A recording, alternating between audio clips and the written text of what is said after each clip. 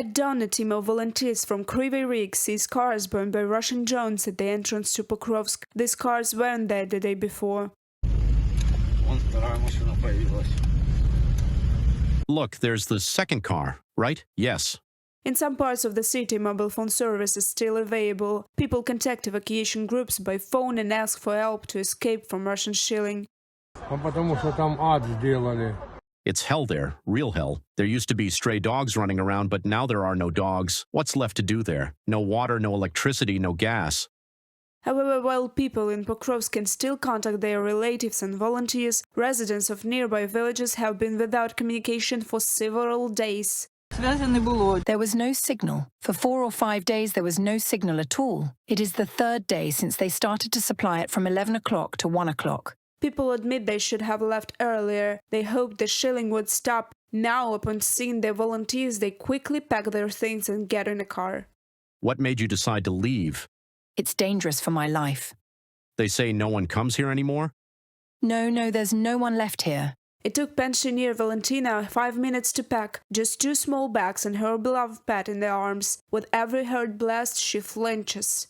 I have a terrible headache. It's really bad. My blood pressure was 240 by 120. I had to take handfuls of pills. I didn't have the strength to listen to the gunshots. They were so loud. Volunteers say this trip can be considered successful. The only ones they couldn't find were 2 residents from the village of Zverevo, which is less than a kilometer from the front. It's possible they were hiding in the basement and were afraid to come out. Anyone come. Hello. Брались туда. Очень сильно много дронов летает. Ну, так и не достучались, но там дроны очень висели. We finally got there. There were a lot of drones flying, but we couldn't reach them. The drones were watching us closely. We didn't know if they were ours or theirs. It felt like we wouldn't make it out of there alive. Every day in Pokrovsk, civilians are killed. Russian forces use strike drones to attack civilian and volunteer vehicles. According to the Donetsk Regional Military Administration, today there are no more than 67,000 people left in the entire district, with about 7,000 people still in Pokrovsk itself. Reported by Alexandra Zaslavets, Alena Gramova, Evgeny Karmazin, UATV News.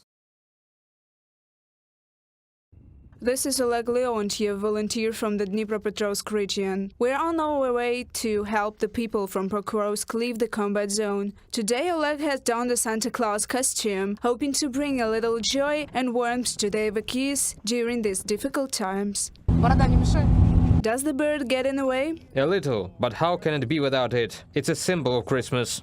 The first evacuation is planned from the village of Udachne, 2.5 miles away from the combat zone. Hardly anyone risks traveling here anymore. We take 56-year-old Olena with 2 small bags and the pet in arms out of the village. Didn't you hear the drones? Yes, I did. A lot of in the daytime. Yesterday I heard the bullets from outside.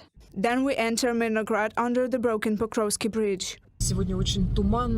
Today is very foggy, visibility is poor, but actually that's a good thing. Because in such weather conditions, drones aren't as active in the sky, their visibility is also limited. So today there is an opportunity to evacuate people from the frontline city without any accidents. The number of people wanting to evacuate from Myrnohrad is decreasing every day. Most are leaving due to health issues. The city's hospital has been closed for several months. Irina is experiencing an exacerbation of a chronic disease and urgently needs specialized medical help.